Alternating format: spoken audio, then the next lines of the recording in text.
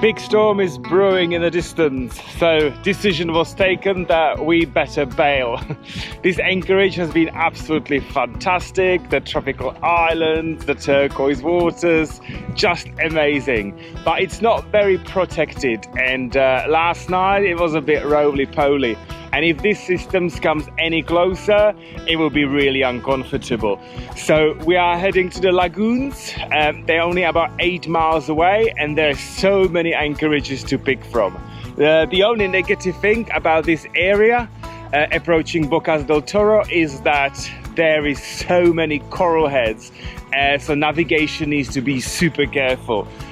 So I don't think we're going to be sailing the 8 miles. We don't have any fantastic charts for this area, so I think I will have to be on the bow looking out with my polarized glasses whether I can see coral heads and indicate to Tom where to go.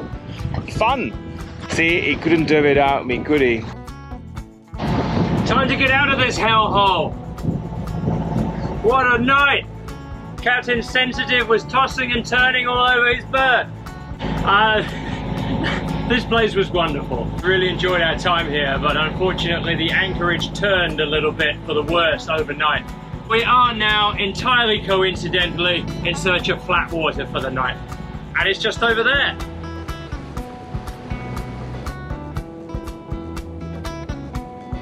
I still can't get over just what a complete teleportation it was going through the Panama Canal. Suddenly we're in shallow waters with coral reefs and keys everywhere to avoid, navigate between, and enjoy when we're snorkeling. It's like a whole different world. Today's challenge is probably some of the most difficult navigation around coral heads that we've ever done. And we are approaching a place called Crawl Key. So we're going to slow down to a crawl, as the name suggests. This is the start of the enclosed bays and lagoons that surround Bocas del Toro, and it looks like a really amazing place from the map. Little islands and reefs everywhere to enjoy, plus a lot of flat, calm water. But with it, a few navigation hazards, so we've got to be careful on our approach. Despite the beauty of this area and the mecca that it is for boating, there's not a lot of wind at the moment, especially as we get into the rainy season, aka summer. So we've turned into full-on motoring Bohemia mode right now. Just in time for the global diesel prices to hit sky-high territory. It's a good job she's not a thirsty girl.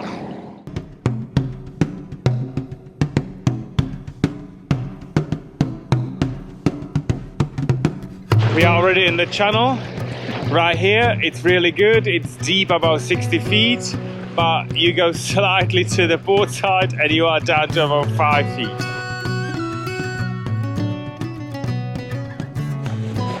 To be honest, I'm not quite sure whether I'm any help up here because the visibility is not too great. It's very overcast and I can't see much. So let's hope that the charts we have are accurate, because by the time I see something, I think it'll be too late anyway. High stress navigation here. Don't hit the reefs, don't hit the reefs, don't hit the reefs. We didn't have this to worry about in the Pacific. I'm very glad to have the first mate on the bow though. Makes a world of difference. Good confidence booster. I don't know what he means because I'm here. Yeah, get back there. I don't want to be there on my own, do I? No way. At least if we're going to hit anything, the first mate will hit it first. And then I'm out. He actually could walk off from that one. That's right, it's shallow enough.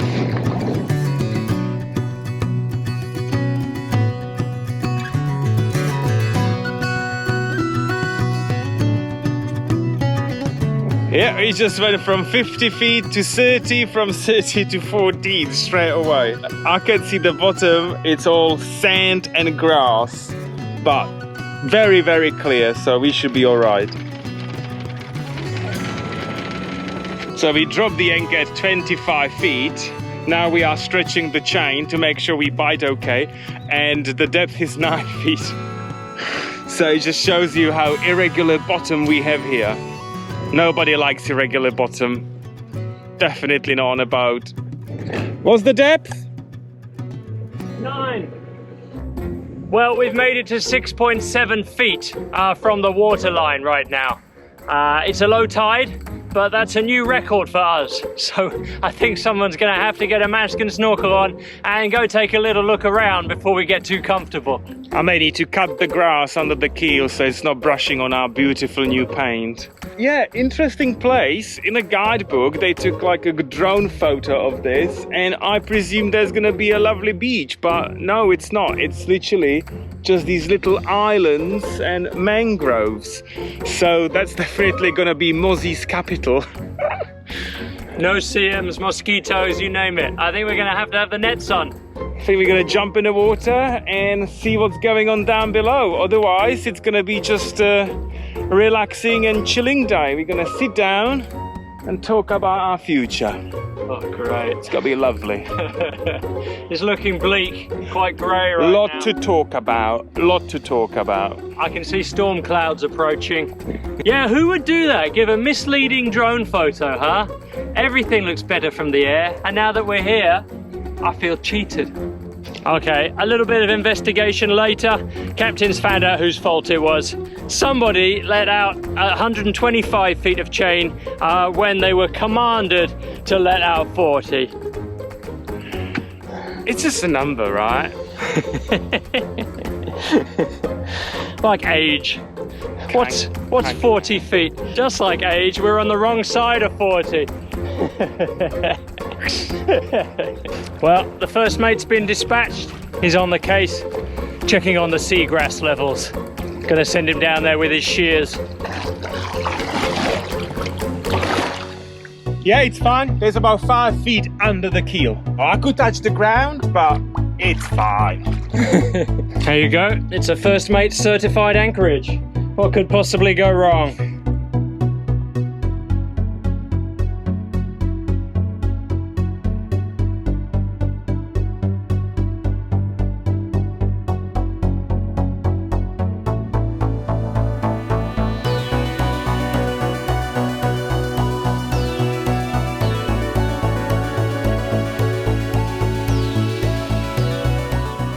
Looks like Tom's got a new boyfriend.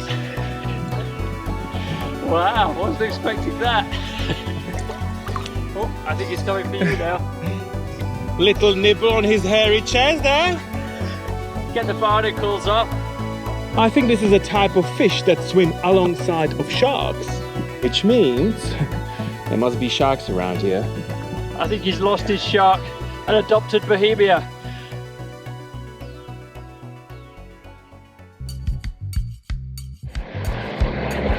I know what they're doing. What's that draft? Something like us, no. We're just sitting here and suddenly there's these 4 boats coming towards us. I was like, what's going on? This is all so shallow. And the ketch just gone aground at full speed. See, they just run aground. Yeah. I've never seen anything like it. I mean, there's 5 boats in convoy, close convoy here. We assumed they knew what they were doing and maybe they knew a route through this shallow water, but clearly not. And he's at rivers now for the last 5 minutes and he's just not moving at all. We were saying, well, they must know this area.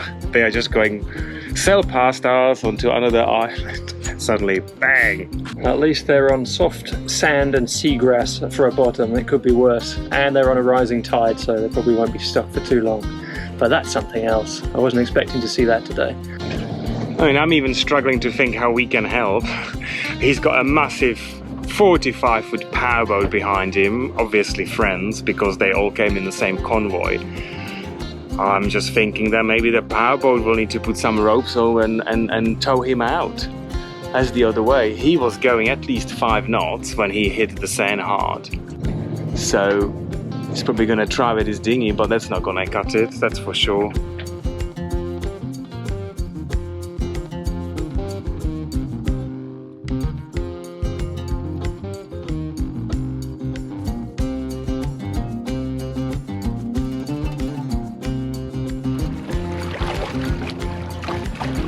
Well, I didn't tell them that they were unlucky enough to run aground right next to some YouTubers that probably wouldn't have made their day. But I did at least reassure them that they're on a rising tide. They're well grounded there. The friend with the powerboat is apparently going to tow them out. So let's see how it goes. See, clearly they didn't have a first mate on a bow looking out for all the shallows, did they? They saw the difference. But they do have a friend with a powerboat. And I thought this is going to be a boring anchorage. Not budging at all. They are on reverse, full power.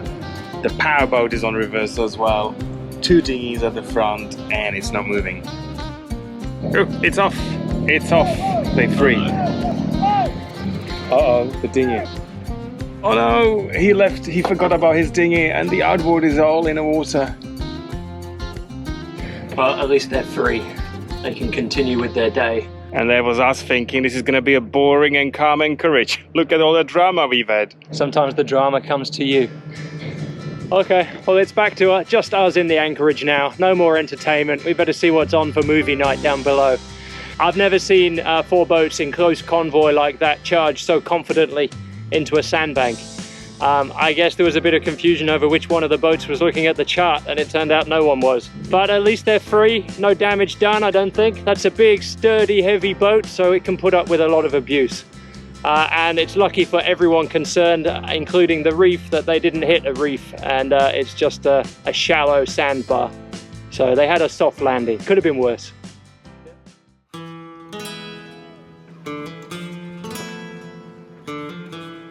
Can you hear this?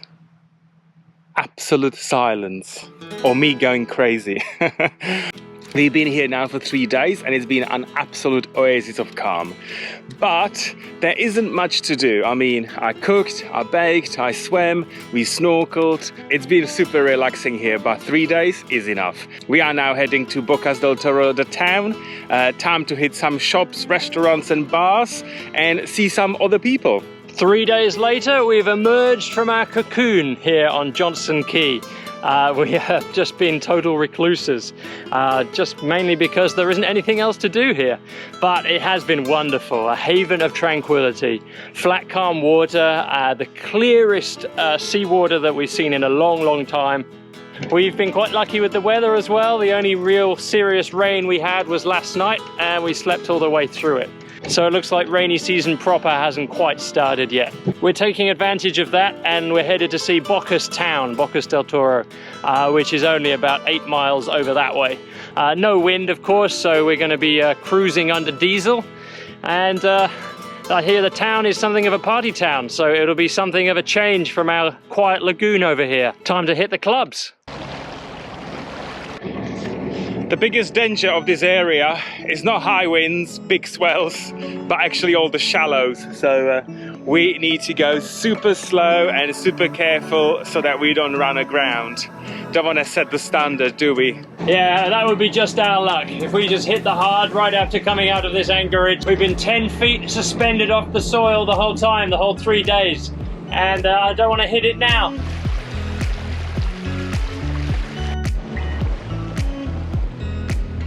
I have such a feeling that we would be better off being here with a powerboat.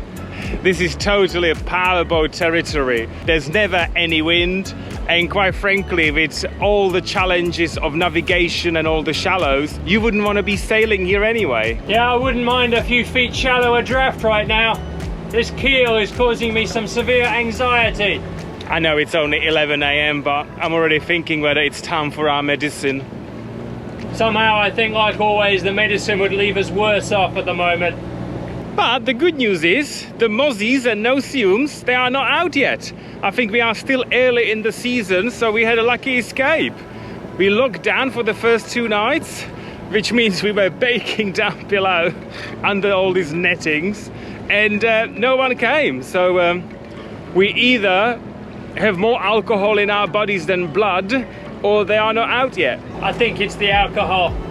Whatever it is, it's working. Don't change. First mates for justice. First mates for justice. First mates for justice. Second mates for justice. I'm out. The Bohemia store is now opening its arms to oppressed first and second mates everywhere. check it out at store.sailingbohemia.com. Where's a sudden gust of wind when you need one? You're made of sugar. Sugar and spice and all things nice, that's me. Who knows what the first mate is made out of? Bitter and sour. After years on this vessel full of bitterness, just like grapefruit. Special thanks in this episode go to all of our patrons for keeping Bohemia's crew from running dry. If you've been enjoying our episodes and would like to buy us a drink, then please head over to www.patreon.com/sailingbohemia, where you'll find a small menu of our favourite cocktails to choose from. Champagne for everyone. Thank you so much, and here's to you. If you enjoyed this episode, then please don't forget to tell YouTube all about it by commenting, liking, and sharing. See you next time.